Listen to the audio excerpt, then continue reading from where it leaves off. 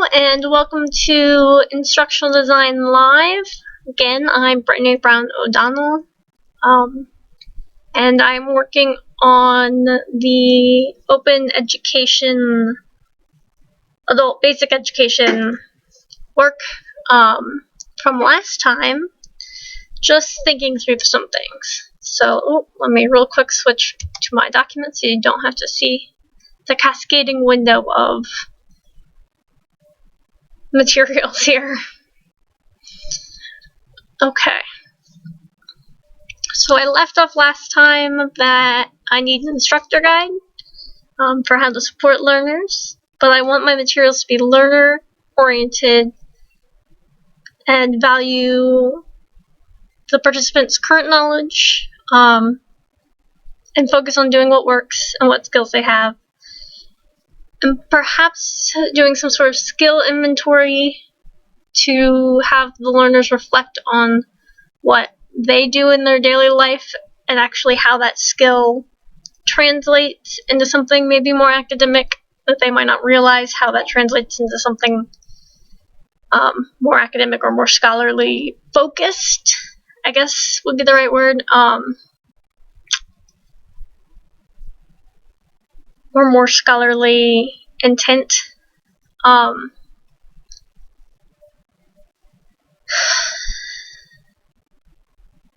Accepted is the word I want. I'm going to take a quick break there to give some background knowledge, slash information, background information on me. I have some chronic health issues, which is part of the reason that this thinking through things is so messy. I've had a lot of cognitive dysfunction lately, and a lot of very slow, labored thinking. And personally, I'm finding sharing that and working through that live partially cathartic, because I am still working and I can still get feedback, and partially very helpful in that I can go back and watch what I was thinking, and catch myself back up to where I was, because memory's been an issue for me. So as much as I can't keep that in mind, I'm keeping that in mind, and the way other ways part of my health issues affect how I've been in education, learning in education. Because I'm about as far as an adult basic education you can get. I've been in school straight. I'm 27. I've been in school since I was 3, so I haven't taken any breaks. But I do know, in addition to the dyslexia I mentioned last time, and whatever issues I'm currently having that are still undiagnosed or we're working on diagnoses or relate to other diagnoses I may have, with comprehension and synthesis and things like that. So when I stop and get quiet for a while, it's probably because, as I like to joke around, my brain fell out. Basically, everything just goes quiet.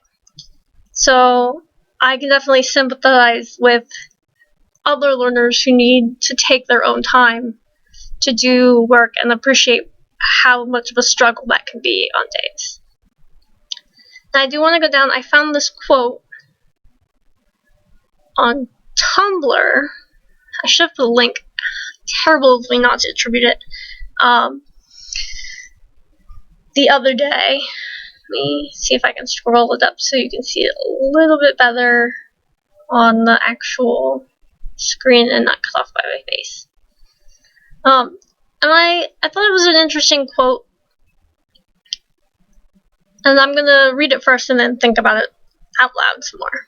So the quote is, "The day that my art history teacher showed us Ad Reinhardt's paintings, one guy in the class scoffed and made a comment that it was a scam, that Reinhardt had slapped some black paint on the canvas and pretentious people who wanted to look smart gave him money for it. My teacher shut him down immediately. She told him this is not a canvas that someone just painted black. It isn't easy to tell from this photo, but there are groups of color, usually squares of very, very dark blue, or red, or green, or brown. They are so dark that if you saw them on their own, you would call each of them black. But when they are side by side, their differences are apparent. Initially, you stare at the piece thinking that that corner of the canvas is true black. Then you begin to wonder if it's a deep green, only that it appears black because the area next to it is deep, deep red. Or perhaps blue is the true black, and the red is actually brown. Or perhaps blue is violet, and the color next to that is true black. The piece challenges the viewer's perception. By the time you move on to the next painting, you're left to wonder if maybe there have been other instances in which you believe something to be true, but your perception is warped by some outside factor. And then you wonder if any of the colors are truly black. How can anything be cut and dry, black and white, if even black itself isn't as absolute as you thought it was? And I love this from the moment I read it, on an epistemological level, personally, because personal epistemology is very much my interest. How do you know what is knowledge and what is truth? And it's such a great thought experiment, I think, having this context. And I immediately appreciated how it relates to this course. Not just in content, but abstractly. So you've got all of these participants who have been told this is what education is and what education looks like, and until you stack it up against all these other life experiences, which one really is education? What is really, what learning have you done? And that's something I would really like my learners to be able to appreciate in themselves and comes to terms to or recognize, right? Is there a true education? Because I think a lot of the learners coming into this, especially because they've had a rough time and dropped out of traditional education early on, that they have a very rigid view of what education is, what schooling, and I generally do prefer the term schooling to talk about our educational system, is, and I think that misses a lot of the nuance, right? If you have a very limited perception of what true black is, you're missing all of the other shades that are influencing this. And so I want part of it I mentioned with the skills inventory as well, and I think that would play into this, to be able to recognize the different influences of life and how nothing is exactly how it seems. I know I mentioned last time I don't necessarily take things focused. I know I have to work within the educational system. I'm not going to make huge strides changing things by being like, screw the GED, you guys, you know how to do this. You can just show it, because I understand that there is a system, a box we have to live within. But if the individual learners can appreciate themselves and what they're bringing to the table, I think it will help a lot with confidence and the way they approach what they're doing, what they're learning. And having been in counseling for depression a lot lately, that's something I know I've struggled with, and has made a world of difference changing some of my perspectives on things like that. So on one hand, that's how I took the quote, and on the other, I was wondering if I could use the same model as somewhat of a thought experiment, maybe at the beginning of my lessons. Some sort of, I don't know, if maybe a print of a Reinhardt piece or something, to have just a discussion and really get this started on recognizing all of these little differences. How do we perceive things?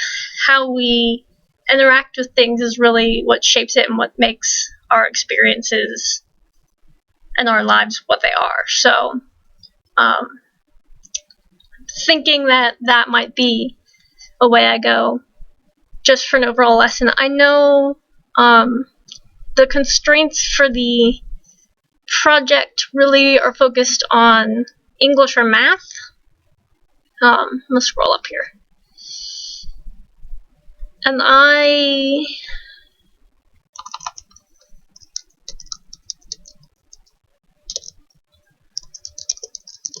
as I said last time, I'm really bad at math, so I probably will end up focusing on something English or literature specific, content-wise, if I need to really focus on a specific content, but I might be more broad in general as a complementary piece to go with other people's more specific content-tailored work.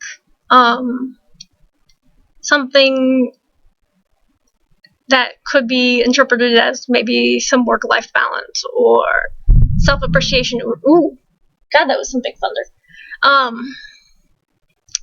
Something like that could work alongside of what other people are developing and using. Because it is an open resource and I am doing it as a service project, I don't feel bad if I don't necessarily stick to the strict content-oriented delivery. And with that giant thunder, I'm going to call it and head home to my poor dog who is probably losing his mind. So, thanks for joining, and hopefully I will stream again soon.